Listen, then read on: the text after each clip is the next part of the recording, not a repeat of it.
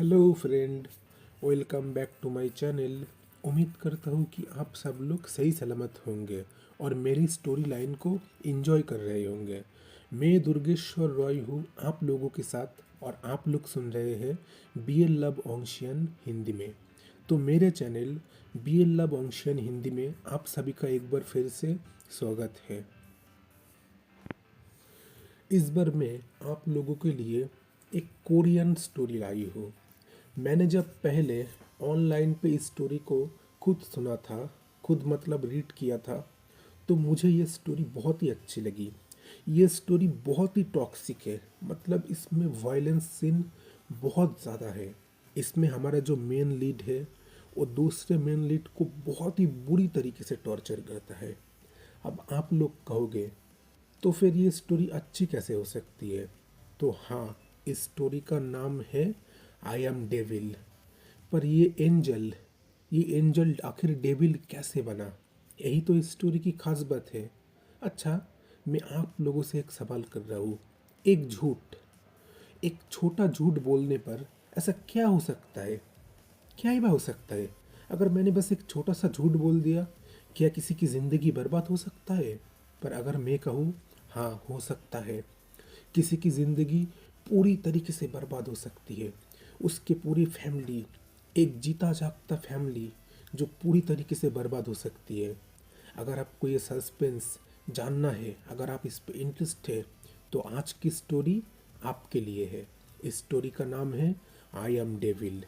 और हम इस स्टोरी में यही जानेंगे कि आखिर ये डेविल कैसे बना, किसने इसको डेविल बनने पर मजबूर कर दिया और ये डेविल क्यों बना। मैं पहले से वार्निंग दे रही हूँ, ये स्टोरी पूरी तरीके से एडल्ट लोगों के लिए है। जिनका भी 18 साल के नीचे का उम्र है वो लोग ये स्टोरी मत सुने, प्लीज़ स्किप कर दें। जिनको भी टॉक्सिक पसंद नहीं है वो लोग ये स्टोरी मत सुने।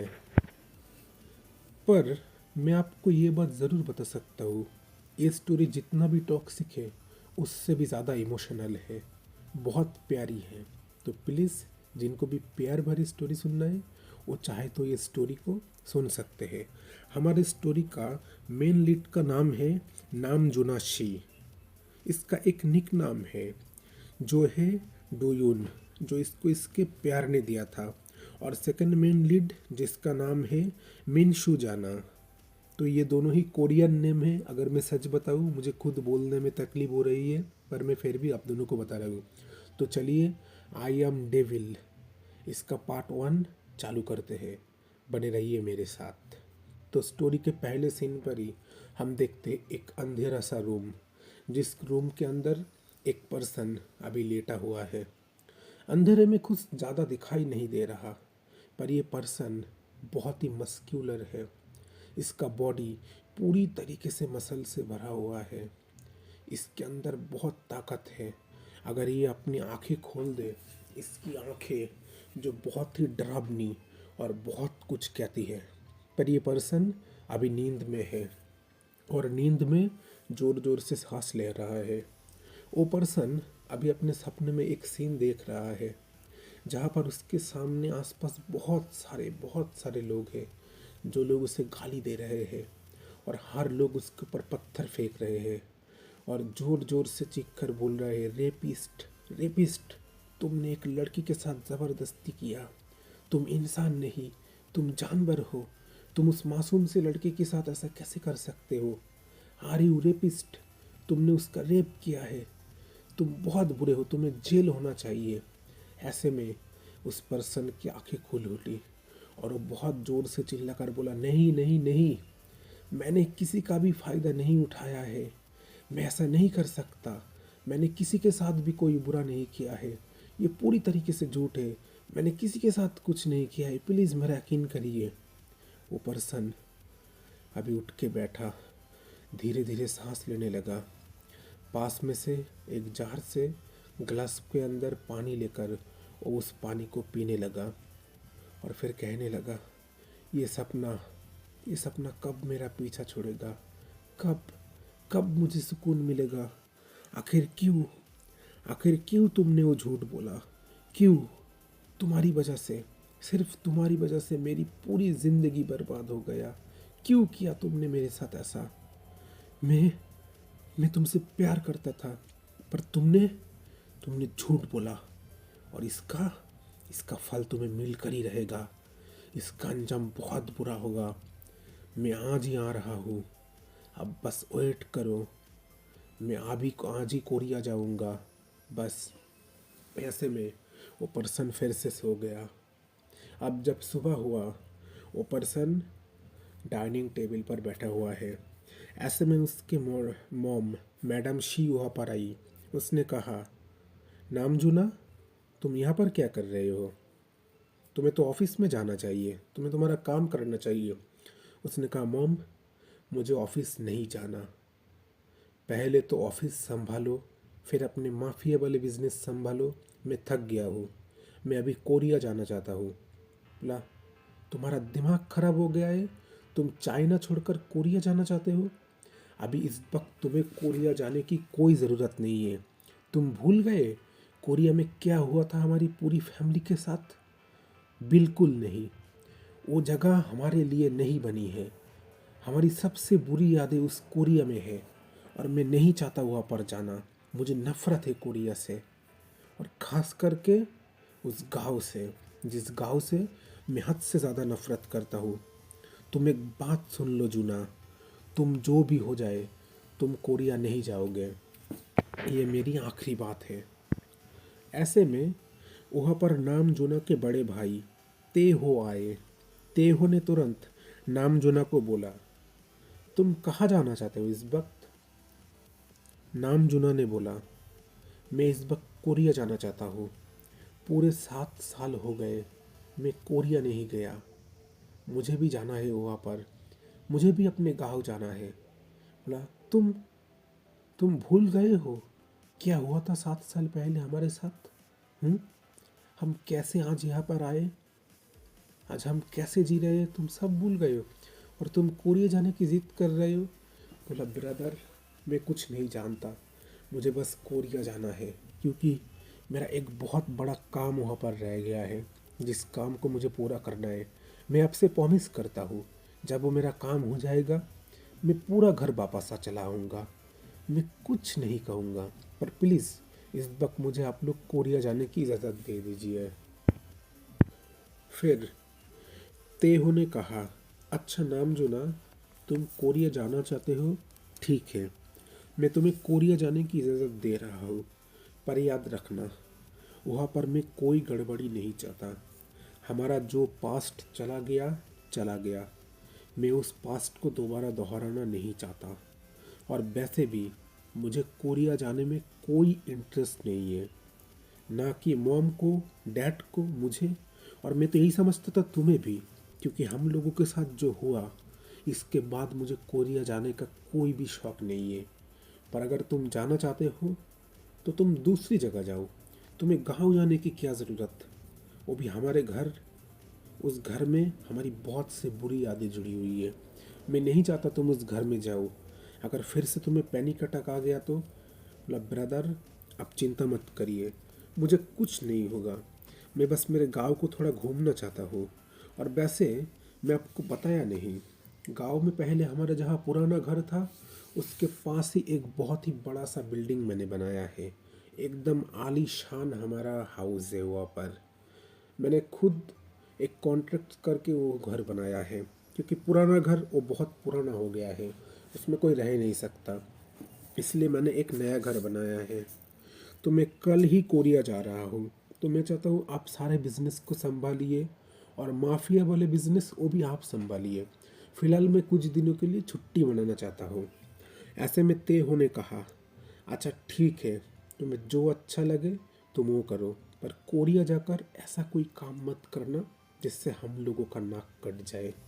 वैसे भी अब कुछ बचा तो नहीं है हम लोगों के लिए, पर फिर भी। ऐसे में नामजुना ने कहा, ओके ओके ब्रदर, ये नामजुना शी जो भी बोलता है वो करता है, और हमारी she family all of the best family. जो कोई भी शी फैमिली के ऊपर जो कुछ भी बोले, याद रखना वो सब बकवास है उन सब की बात। अब ऐसे में इन तीनों की बातें ऐसे में हो गई। अब दूसरे दिन नामजुना ने फ्लाइट लेकर कोरिया अपने गांव में वापस आ गया। अब हम इधर देखते कोरिया। कोरिया में एक छोटा सा गांव, जिस गांव का नाम फिलहाल मैं आपको नहीं बताऊंगा, बाद में बताऊंगा। अब ये गांव कोई ज़्यादा खास गांव नहीं है, ये थोड़ा सा दूर में है। कोरिया में अब ज़्यादातर लोग शहर में रहते हैं, पर अभी भी कोरिया के करीब 5% से भी कम लोग जो गांव में रहते हैं। गांव में ज़्यादा फैसिलिटी अवेलेबल नहीं है, पर फिर भी कुछ कुछ लोग अभी भी कोरिया में गांव में रहते हैं। तो ऐसे ही एक गांव का सीन देखते हैं। वो गांव कोई ज़्यादा खास बड़ा नहीं है। गांव में जितने भी आदमी हैं, उनकी जो इकोनॉमी है वो थोड़ी बहुत अच्छी है, ऐसी नहीं कि बहुत ज़्यादा अच्छी है। गांव में कुछ एक या दो फैमिली जो बहुत ही अमीर है, और बाकी फैमिली उनका दिन ऐसे वैसे चल जाता है। और वहीं पर ये एक दूसरी फैमिली जो है जाना फैमिली। जाना फैमिली, इस फैमिली के नाम में इसलिए ले रहा हूँ क्योंकि मिन शू जाना जो इस कहानी का दूसरा मेन लीड है। मिन शू जाना की फैमिली की बात करें तो उसके मॉम, डैड, ग्रैंड माँ और ग्रैंड फादर, ये 5 लोग मिलकर ही उनका फैमिली है। ये फैमिली बहुत खुशहाल है। पर मिन शू जाना, जिसके मन में बहुत सी दुख है, पर क्यों है इसके मन में दुख, और नाम जाना से इसका क्या रिश्ता है, ये तो हमें बाद में ही पता चलेगा। तो शी फैमिली और जाना फैमिली, ये दोनों फैमिली में कुछ तो खास है, कुछ तो कनेक्शन है जो हमें जानने को मिलेगा।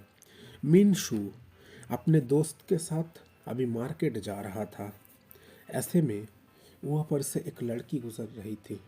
जो लड़की एक लाल रंग का स्कर्ट पहना हुआ है, उसके साथ और 2 लड़के और 2 लड़की थी। जो लोग समझ ही आ रहा है कि ये उसके चमचे के अलावा और कुछ नहीं है।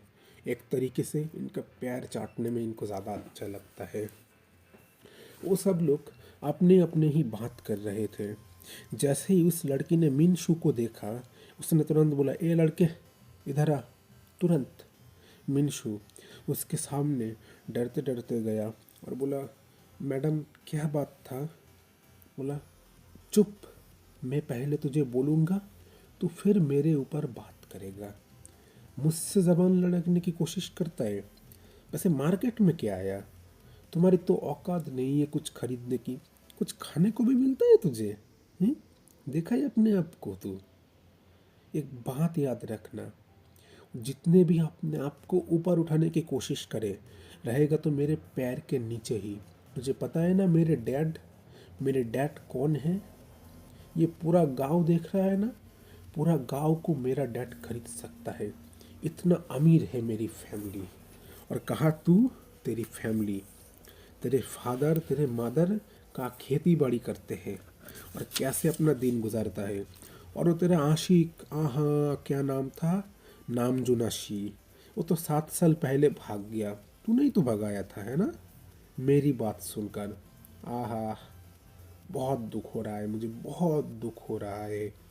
पर तेरा वो आशिक कब आएगा तुझे बचाने, तुझे लेने? पर वो क्या शायद तुझे बचाएगा?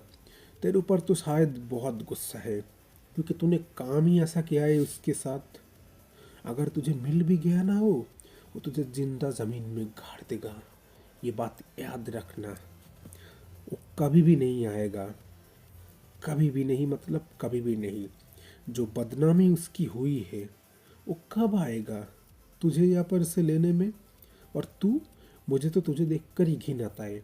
तू एक लड़का होकर एक लड़के को पसंद करता था। छः, तेरे ऊपर तो मैं क्या बोलूँ।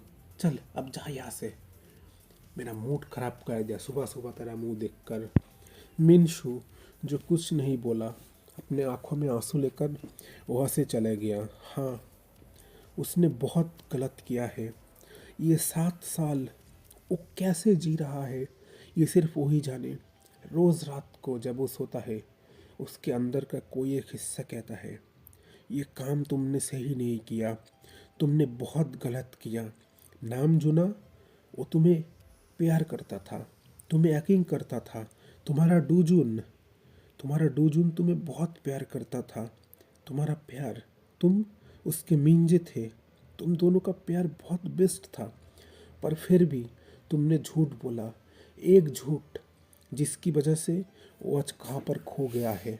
किसी को नहीं पता वो किधर है, वो कहाँ पर है, किसी को शायद पता भी नहीं होगा। पर मिनशु, जिसके दिल में बहुत दर्द है, बहुत दर्द, वो बस एक बार नामजुना से मिलना चाहता है, बस एक बार उसे देखना चाहता है कि वो कैसा है। उसका डूजुन, जिसको बहुत प्यार करता है, क्या कभी भी वो मिल पाएगा उसके साथ? इधर हम देखते हैं उस गांव में एक कार कार जा रहा है और उसके पीछे और भी 4-5 कार, जिसमें बहुत सारे गार्ड थे। और उस कार के खिड़की के बाहर से नामजुना शी, जो उस गांव को देख रहा था, उसके आंखों में बहुत सारा नफरत था, बहुत सारा नफरत। इस गांव के हर एक पर्सन को नफरत करता है। इस गांव को पूरी तरीके से आग में राख करने के बाद उसके अंदर में सुकून आएगा। इस गांव को तबाह कर देगा। इस गांव के आदमी ने उसके साथ जो जो काम किया है, उस सब का बदला इसको लेना है। और सबसे पहले उसको मिनशू से बदला लेना है, उसके मिंजे से। जैसे ही उसने ये बात अपने मन में कहा मिंजे, उसके दिल में बहुत दर्द होने लगा। वो कैसे अपने मिंजे को हर्ट करेगा, जिस मिंजे को वो जान से भी ज़्यादा प्यार करता है। वो मिनशू, जिसके साथ स्कूल में उसकी पहली मुलाकात, कैसे दोनों दोनों के प्यार में खो गए थे। पर क्यों क्यों आखिर मिंजे ने ऐसा किया? उसके मिंजे जो उससे बहुत प्यार करता था, उसने क्यों ऐसा किया? ऐसे हजारों सवाल अभी नामजुना के सिर के अंदर घूम रहा था, पर वो अभी ये सब बात सोचना नहीं चाहता। जिस काम के लिए यहाँ पर आया है, उसको उस काम करना होगा। वो बस इस 7 साल का वेट कर रहा था, क्योंकि कल कल ही मिनशू का 18 साल होने वाला है और वो कोई रिस्क नहीं लेना चाहता। इसलिए कल ही वो उसका असली काम करने वाला है। इधर नामजुना, उसका घर, उसके घर के सामने आकर कार रुका। ये घर बहुत पुराना हो चुका है। इस घर को रिपेयर करने की बहुत ज़रूरत है। इस घर में आज से 7 साल पहले जो जो सामान पड़ा हुआ था, वही वही सामान आज भी पड़ा हुआ है। किसी ने भी इस घर को हाथ भी नहीं लगाया है, पर इस घर में अभी भी कुछ है। ये देखकर वो हैरान हो गया।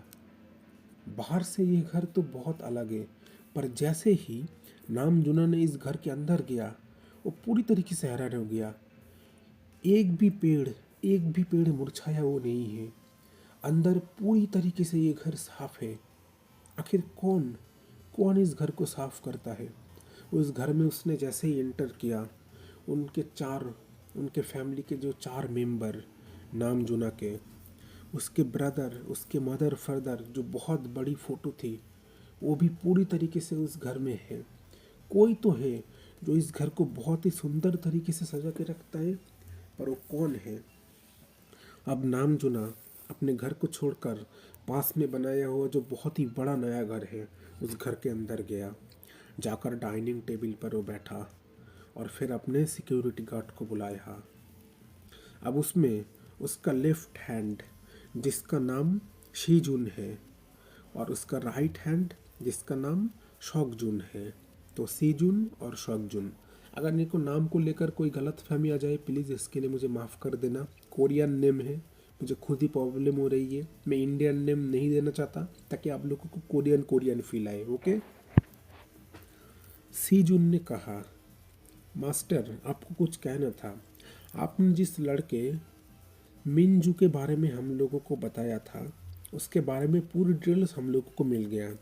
कल उसका 18 साल होने वाला है और फिलहाल अभी इस गांव में ही कॉलेज में पढ़ रहा है। उसके फैमिली का बैकग्राउंड कुछ ज़्यादा खास नहीं है। पापा मम्मी दोनों ही खेत में काम करते हैं। घर में नाना नानी है। बस ये पाँच लोगों की फैमिली है, बस इतना ही। अगर इस लड़के की बात किए गए तो इसके किसी के साथ भी कोई रिलेशन नहीं है। हमने पूरा डेटा इसका बाहर निकाल लिया है। किसी के साथ इसका कोई चक्कर नहीं है।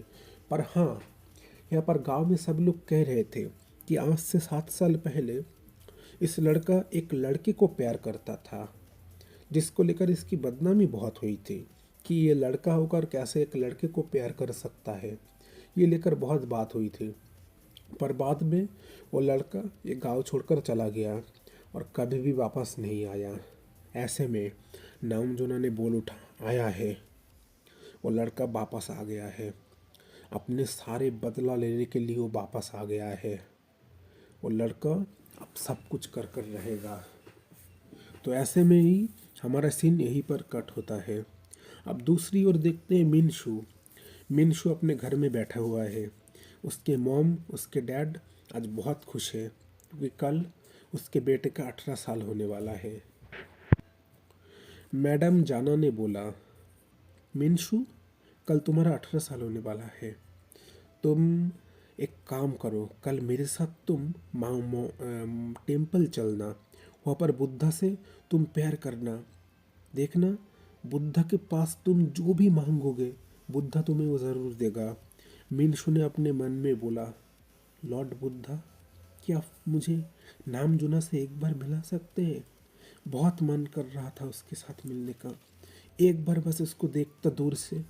क्या आप मेरी ये छोटी सी विश पूरी कर सकते हैं? अब ऐसे में ही ये रात बीत गया। कल सुबह बहुत खास होने वाला था।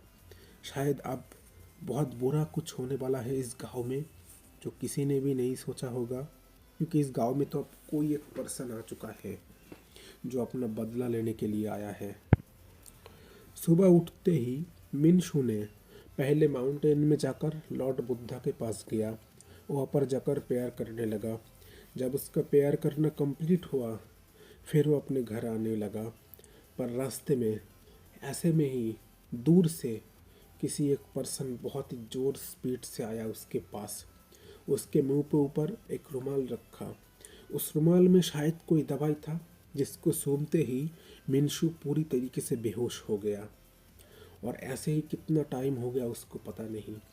पर जब उसका आंखें खुला, उसने देखा उसके सामने एक केक रखा हुआ है और कोई कह रहा है, happy birthday to you, happy birthday to you, happy birthday dear Minshu, happy birthday मिंजे।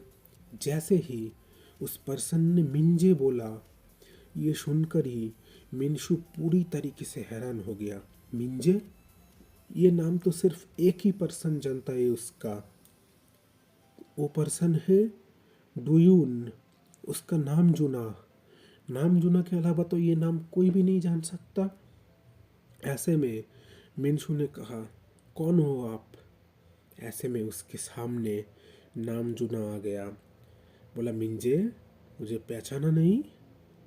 कैसे पहचानोगे? शायद मुझे तुम भूल गए हो इन 7 सालों में, पर मैं तो तुम्हें भूला नहीं हूँ।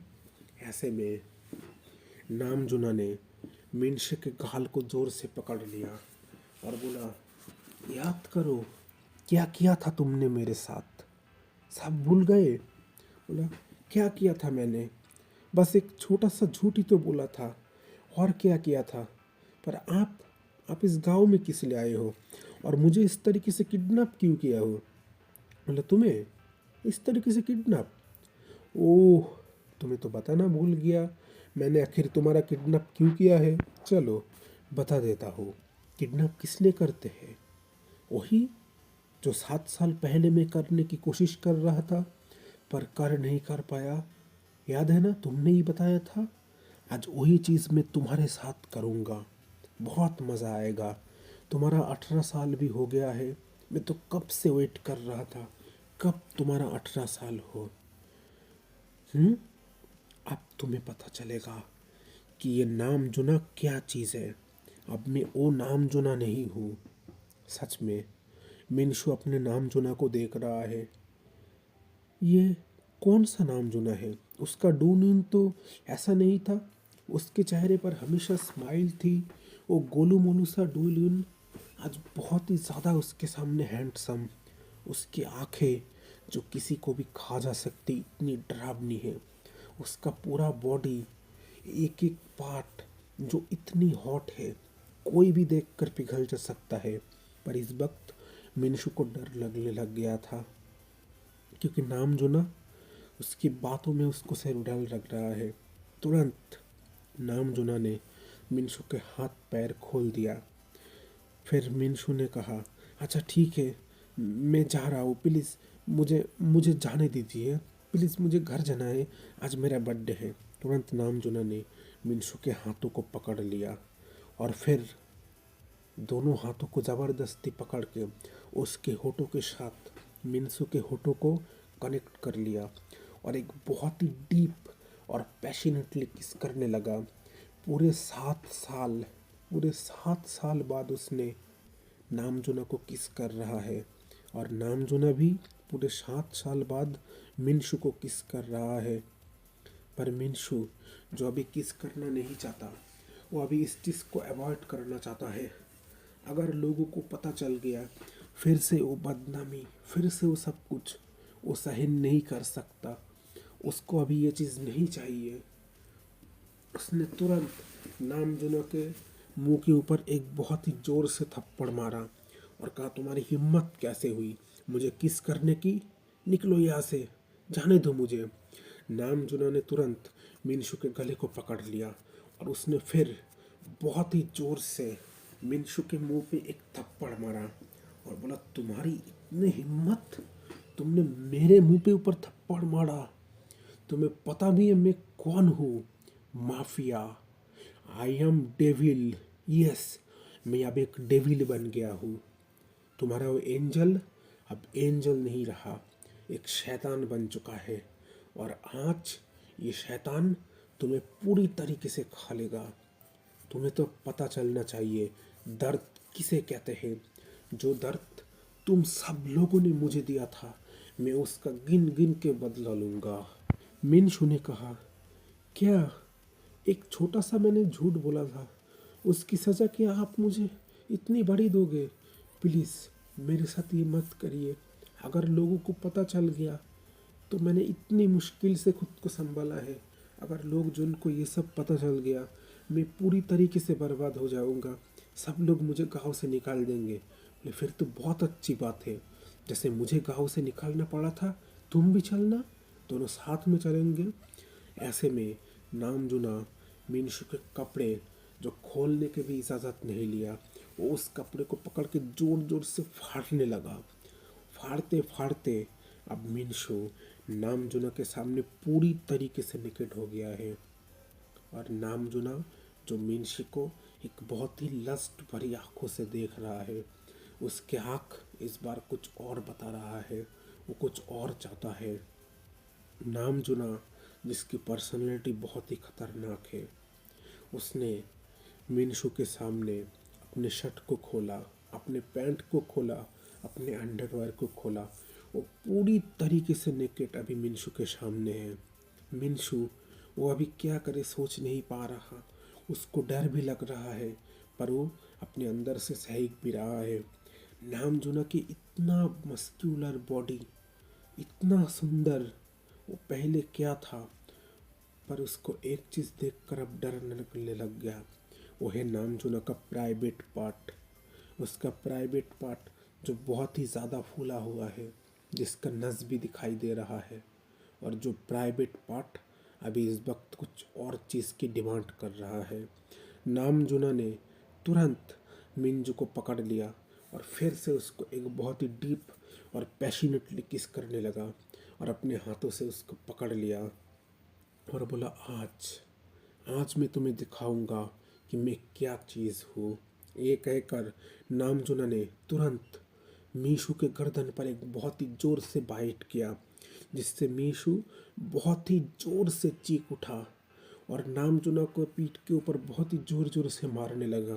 पर नामजुना, जो इस वक्त इंसान नहीं एक जानवर बन चुका है, वो पूरी तरीके से आज इसको खाने वाला है। तो फ्रेंड, आज के लिए बस इतना ही। मिलते हैं नेक्स्ट एपिसोड में। अगर आपको ये स्टोरी अच्छी लगे तो प्लीज़ मेरे चैनल को सब्सक्राइब कर लिया करें और वीडियो को एक लाइक करें। आखिर क्या इन दोनों में ऐसा कौन सा रिश्ता है, कैसे इन दोनों का प्यार ऐसे नफरत में बदल चुका है और आगे जाकर क्या इनका नफरत बढ़ेगा। मैं स्टोरी के बारे में थोड़ा सा बता दिया करूँगी कि ये स्टोरी बहुत ही डार्क है और बहुत ही 18+ है। इसमें एडल्ट सीन भर भर कर है। पर पर्सनली अगर मैं कहूँ, मुझे ये स्टोरी पसंद आई। एक बहुत ही इमोशनल स्टोरी है, बहुत ही प्यारी स्टोरी है। मुझे ये कोरियन स्टोरी बहुत अच्छा लगा। मैंने सोचा था ब्यूटी ऑफ अरेंज मैरिज को पहले लाऊंगा, पर Japanese beauty of arrange marriage को मैं पहले, उसकी रिस्पांस आप लोगों ने खुद अच्छे नहीं दिया, इसलिए पहले मैं ये स्टोरी को ला रहा हूँ। मैं उम्मीद करता हूँ आपको ये स्टोरी अच्छी लगेगी। भले ही ये स्टोरी डार्क है पर ये स्टोरी अच्छी है। और मैं एक ही बात बताना चाहूँगा, अगर आप लोग फ्री में मेरी स्टोरी को सुनना चाहते हैं तो मेरे चैनल को सब्सक्राइब करिए, नहीं तो मुझे मेंबरशिप चालू करना पड़ेगा और फिर आप लोग नहीं कह सकते कि क्यों इसके लिए पैसे लग रहे हैं। तो मैं दुर्गेश्वर रॉय हूँ आप लोगों के साथ। आप लोग सुन रहे हैं BL लव ऑंशियन हिंदी में। मेरे साथ बने रहिए। Thanks for watching. See you next time. Okay, good bye.